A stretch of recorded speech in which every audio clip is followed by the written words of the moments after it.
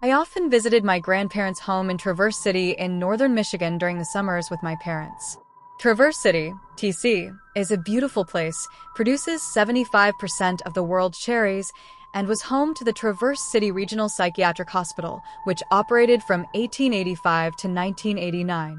Since the United States federal government officially deemed the hospital worthy of preservation for its historical significance, the buildings on the hospital grounds were guarded by patrolling security guards. The TC Psychiatric Hospital was massive, including 70 or 80 buildings of various sizes. Some buildings have now been converted into restaurants, gift shops, tourism traps, cafes, etc., but many remain empty and abandoned. Underneath the hospital is a sprawling brick tunnel system which the hospital staff use to safely transport the patients from building to building in the frigid winter temperatures. I am sure there were instances where the patients underwent cruel treatments or were subjected to the care of horrible doctors, but the TC Psych Hospital had a great reputation. Many teenagers, including myself at the time, were unashamedly fascinated with the hospital and its history. As a result, we would often break into abandoned buildings through unbarred windows or doors with pickable padlocks. While there were a few cases where teens would get caught and charged with breaking and entering, as long as we were stealthy, stuck to our safe entrances, and paid attention to the guards' patrol patterns, we could go in and out without worry. I'm not advocating for or trying to justify my criminal act of B&E, but breaking into the old hospital was almost a rite of passage for the TC teens. The hospital's interior was terrifying. There was old, stained, and broken equipment and furniture, crumbling floors and walls, vandalism, strange old building noises, and complete and utter darkness in the tunnels, basements, and lower floors. Using flashlights was too risky with the guards patrolling, so we often navigated the hospital by memory and our dimly lit phone screens. As you can imagine, our frightened, youthful imaginations ran wild with horror stories, which is pretty ironic considering we made up most of those stories. Unfortunately, during my last trip inside, I encountered something that terrified me to the point I swore off ever returning. The story takes place around 10 p.m. The moonlight was dim and most patrol guards left for the day. Clad in black, my friend Jason and I entered through the same window we always used and followed our regular path to one of the tall jutting spires to sit by the windows that overlooked the entire city. There was only one thing different about this venture from our others: a new faint and unexplainable smoky odor. Not smoky like fire, but something more akin to incense. The smell was so faint we almost thought we were imagining it, but it grew stronger as we got closer to our destination. Rather than taking the stairs that led up to the spire, we followed the smell down a different hallway until we reached a room with a deep red glow emanating from the doorway. Rather than doing the smart thing by leaving immediately, we couldn't resist the urge to walk closer and investigate. When we finally reached the room, I audibly gasped and felt Jason grip my wrist so hard his nails left marks on my skin. We found a large ring of red votive candles and burning incense circling a drawing of a pentagram with a sigil of Baphomet. In the center of the drawing was a dead, bloodied bird surrounded by black feathers. Bear in mind that I was raised devoutly Catholic, so seeing this image filled me with a sense of fear stronger and more paralyzing than any ghost sighting ever could. Later on that night, Jason told me I immediately started mumbling prayers, but I personally don't remember doing that. I wouldn't be too terribly surprised, though. While the duration felt infinite, I'm not sure how long we stared at the occult scene before hearing a man's low and ominous voice behind us saying, "Welcome, friends." I promise you that there was absolutely nothing friendly about the way that guy greeted us.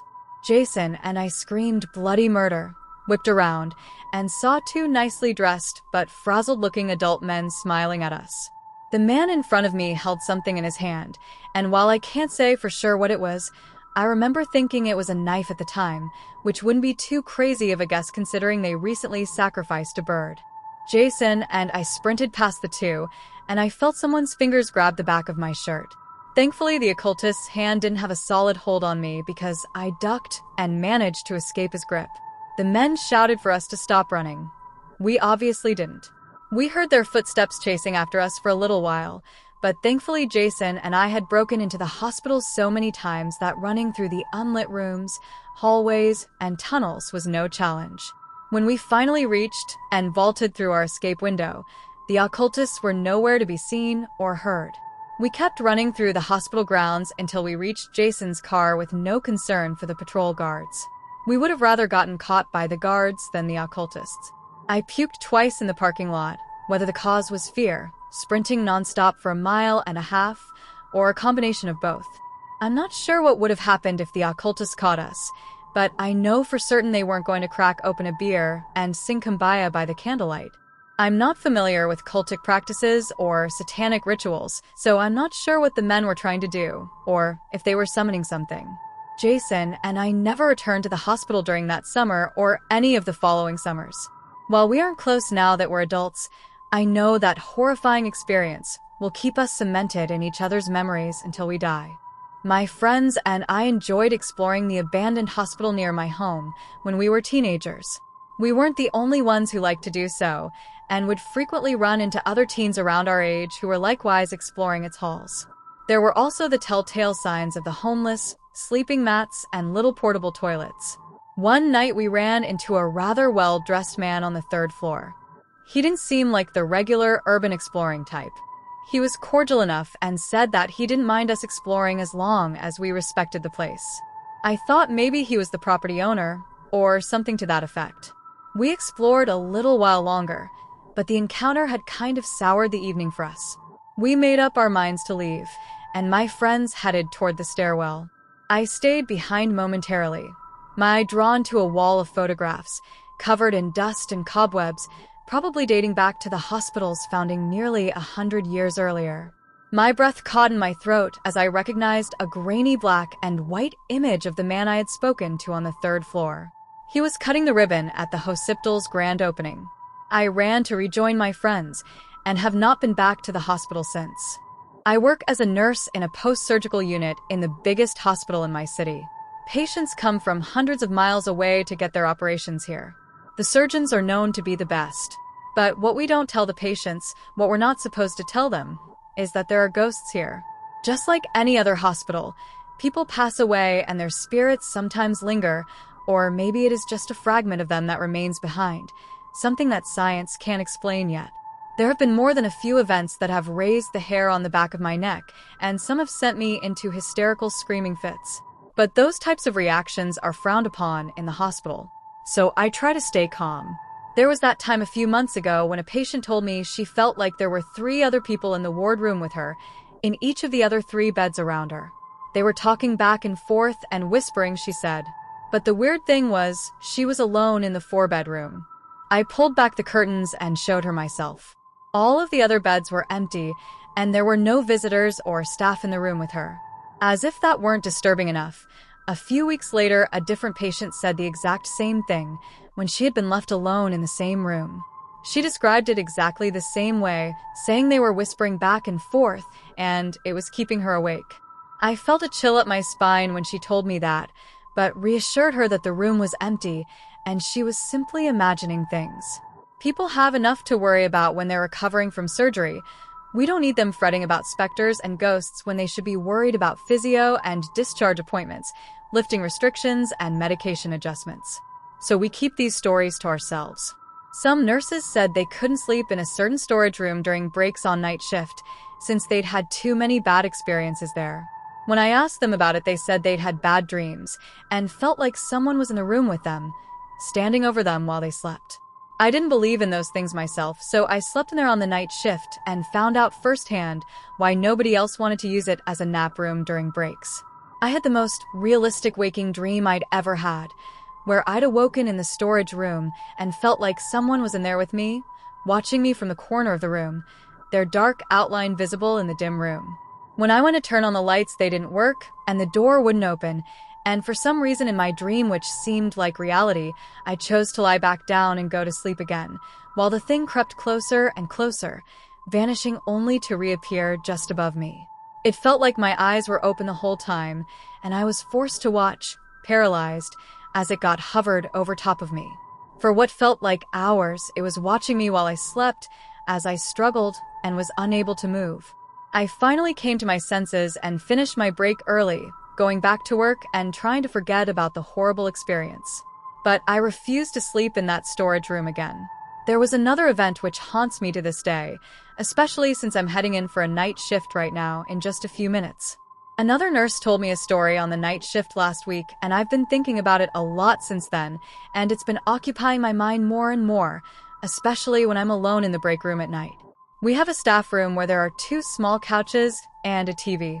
Some nurses go in there to sleep during breaks on the night shift, and we try our best not to wake them up. She was sleeping on the couch there one night, and a bright light woke her up. There's an adjoining room with a bathroom and lockers, so she figured one of the nurses had gone in there and left the light on. I looked over at the door, she told me. You know how it has that little glass window and you can see through to the other side? Yeah, I said. I see it every day. So, there's this woman on the other side of the door, and she's looking at me through the glass. I got shivers up my spine when she said this. Maybe because it was the night shift, maybe because that was where I was going on my break in an hour to sleep, or at least try to. And so I see her there, but she's not really looking at me. She's just kind of staring straight ahead.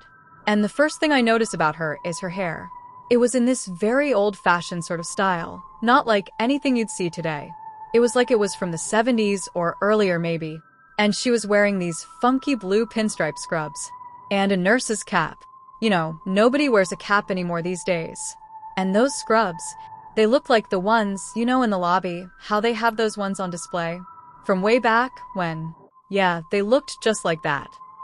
I was nodding along, able to picture all of it, as if I was there with her. Another nurse walked in and heard us. What are you guys talking about? Ghosts, I replied simply. He scoffed. You guys believe in that stuff? The 2 of us shared a knowing look. He hadn't been working on the floor long enough to have seen them himself. And some people just aren't attuned to these things. The nurse went back to her story. So, she's just standing there, staring straight ahead. And I thought it was the 4 nurse at first, because sometimes they'd come in during the night shift and use the bathroom or whatever. So I yelled at her, "Hey, turn that light off, will ya? I'm trying to sleep in here," but she just kept staring straight ahead. So I just put the pillow over my head and tried to sleep some more. Then when I woke up later on, and that light was still on, so I asked around. Nobody came in there during the night, and that room is locked, so it wasn't a patient. And I saw the 4 nurse later on, and they were not dressed like that. So yeah. I'm pretty sure I know who it was though. According to her, the woman was the ghost of a nurse who had died driving home after a long night shift and had fallen asleep at the wheel. Based on the description she'd given, an older co-worker had recognized her. She'd said that was exactly what an old nurse who used to work there looked like. And from that point on, the nurse who told me this story always remembered to stay awake behind the wheel on the drive home. Every time my eyes start to blink and I'm getting tired, man, I think about that old nurse with the curly gray hair standing behind the glass, and I'm wide awake again. Better than a frickin' cup of coffee, I'll tell you. Something occurred to me as she finished the story. That's really weird. My patient in room 14 told me last night that they saw someone peeking their head in the room and looking at them. And sometimes they would stand in the doorway and just stare at them for a while. She said the person had a very old-fashioned haircut and old-fashioned scrubs. She thought it was a ghost or maybe a hallucination. Ghosts and hallucinations are commonplace on the post-surgical floor, and sometimes it can be difficult to tell the 2 apart. Pain medication-induced post-operative delirium is not unheard of, especially in the elderly. She thought it was the Dilaudid. So none of that tonight. Just sticking with Tylenol. Good idea, the other nurse said, and I excused myself. I figured I'd check on my patients, especially the ones in room 14. I was somewhat unsurprised to see a woman in blue pinstripe scrubs with a cap looking in at them from the doorway. Despite my terror, I began to walk on shaky legs down the hall towards her. She turned to look at me and went away from the patient's room, going down the side hall at the end of the unit. I ran to catch up with her, needing to see for myself who she was. When I got to the end of the hall, I looked to the left. She was gone, but it had only been a few seconds. I ran down the short length of hallway to the next corridor. This other one was much, much longer. She could not have disappeared so quickly unless she went into a patient room. But again, she was gone.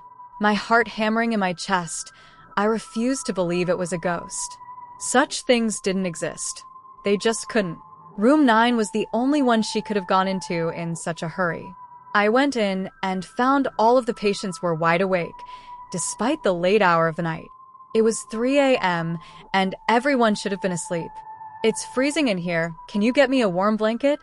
asked the patient by the door. I told her I would, and she nearly screamed in fright. "Oh my goodness," the old woman said, startled. "I didn't see you there." "So, who are you talking to?"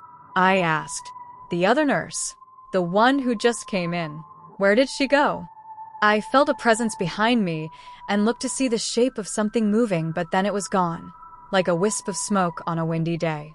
Not wanting to tell the woman it had been a ghost, I just made up an excuse and told the woman I'd get her a warm blanket. Nothing seemed to help, though. None of the patients in that room slept very well that night, if at all. They kept saying they felt like there was something laying in the bed, right next to them. Come to think of it, it's the same room where patients kept imagining other people were in the room with them. Except this time it really was full. I haven't seen the ghost nurse since that night, and I'm hoping I never do again. It's terrifying to say the least, since I don't really understand why she's here.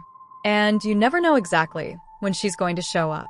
I'm heading into work for another night shift now. Wish me luck. I'm gonna need it. It was a year ago next week when I got a call back from my manager Ted saying that I had gotten an interview to work at my large regional hospital here in Utah. In honor of my 1-year anniversary at work, I thought I would share one of my creepier security calls with you all, r/no sleep, a call I received on my second day on the job. I was, and still am, a student at a large university, and being a poor, ramen almost every meal college student, it was a dream come true when my roommate, a nursing student, called me about an opening at the hospital he had just learned of. I was doing everything in my power to come out of college debt-free, but a college education is pretty expensive, and my flight school of choice to become a commercial pilot is going to run me about $80,000 more. Needless to say, I was looking for a few jobs to help me along. My interview went as well as I could have hoped. The interview was conducted by a retired police officer named Ted, a grandpa whose warm eyes and a jolly temperament were comforting. I was asked about my academics, work history, which included a short time with my university's police force, and I was run through a physical fitness test and scenarios gauging how I would react.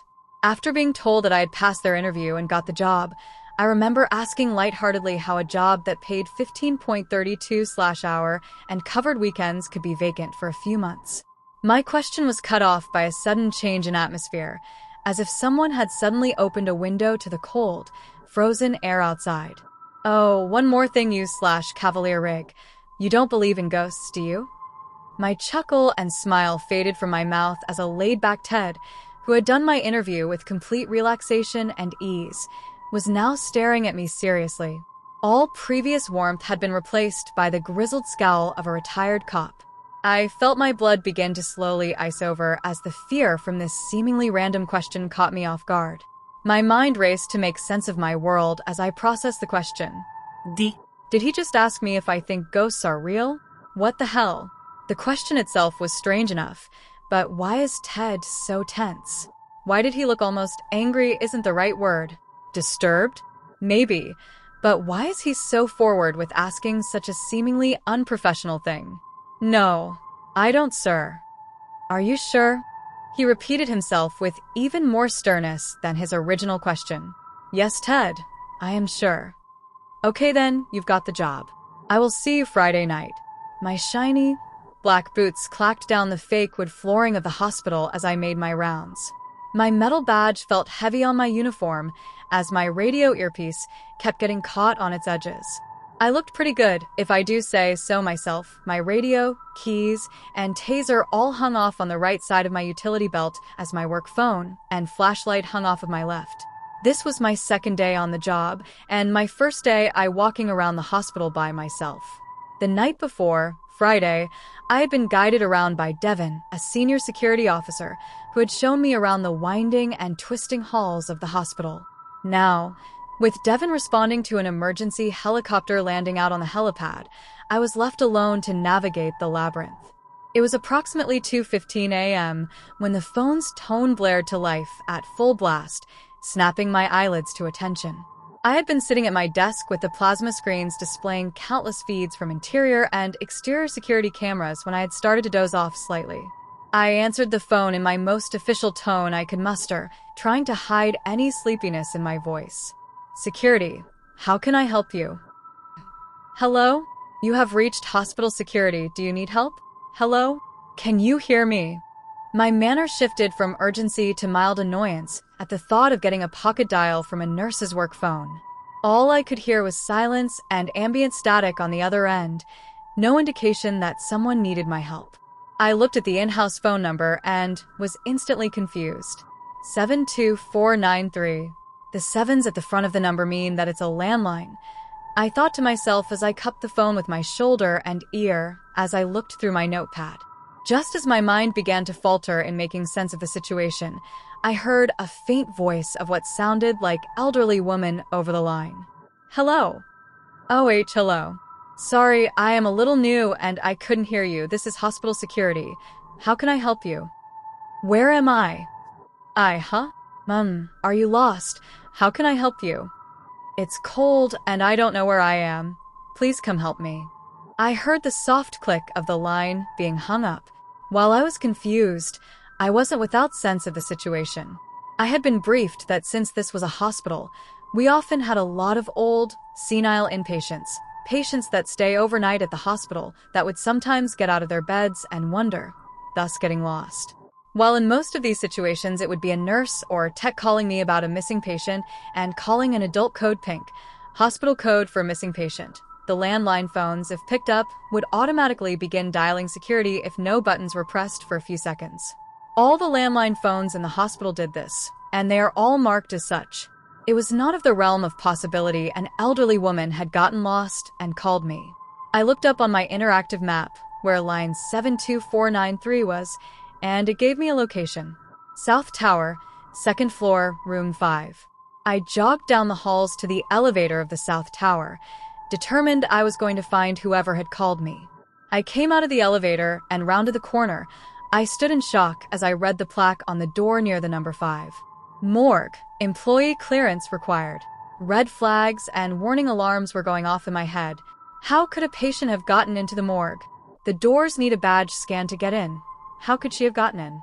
I felt my heart rate climbing as recalled that the elderly woman on the phone mentioned something about being cold. I shuddered at the thought, but I scanned my badge and entered the dark room. I would be damned if I was going to lose my job because an old lady got lost called me, and I didn't do anything about it. The door gave a loud click as I walked into the dark morgue. The hum of the large silver freezers to my left filled the silent room with an ominous, electric noise. The small circle of my flashlight illuminated the room as I attempted to find the switch to turn on the lights, but to no avail. The light reflected off of the sterile, steel autopsy tables in the middle of the room, causing long shadows to distort themselves on the walls. My boots made a betrayingly loud smack as I walked on the tile towards the doctor's office where I assumed the phone would be. On the right, shelves and racks of jars of liquids, and what I can only imagine to be samples lined the wall, giving off a sickly smell of formaldehyde. As I approached the closed door to the doctor's office/autopsy record room, I noticed a faint glow of light coming from under the door. A shadow moved across the room, back and forth in a slow, yet sporadic way, as I could tell there was someone moving inside, my patient.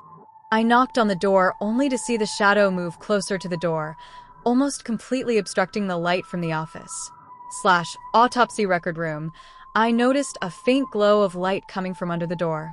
A shadow moved across the room, back and forth in a slow, yet sporadic way, as I could tell there was someone moving inside, my patient. I knocked on the door only to see the shadow move closer to the door, almost completely obstructing the light from the office. Hospital security, please open the door. Where am I? The female voice from earlier replied back in the same quiet tone as on the phone. Mom, you are in a secure part of the hospital. I am here to take you back to your room. Your nurse will want to see you. I replied warmly to help ease some of her fears she had no doubt been feeling. Suddenly, Darkness engulfed the bottom of the door as I heard a loud thump on the floor in the other room. Adrenaline pumping through my veins, I pressed the red emergency button on my radio, which instantly connected me to the hospital dispatch PBX operator, to which I called for a rapid response to the South Tower, Floor 2, Room 5 for a possible cardiac arrest. I ripped the radio off of my belt to get to my keys as it blasted 5 loud chirps that help was on the way. I placed my flashlight on the cold autopsy table, the light facing the door, as I fumbled with my keys to get to unlock the door. As I jammed the master key into the lock, I turned it hard as the tumbler gave way to the force. I slammed the handle down as I nearly ripped the door off its hinges to find nothing. There was absolutely nobody in the room, and the soft glow of the room was not from the light, but from the computer screen in the corner, which glowed a soft blue from the Windows 10 login screen.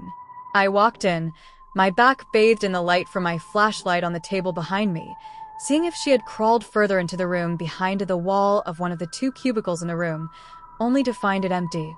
The cold, still air filled with silence as my radio went quiet after having given off its confirmation that help was on the way. Click. Suddenly, the room went dark as I heard my flashlight being turned off in the other room.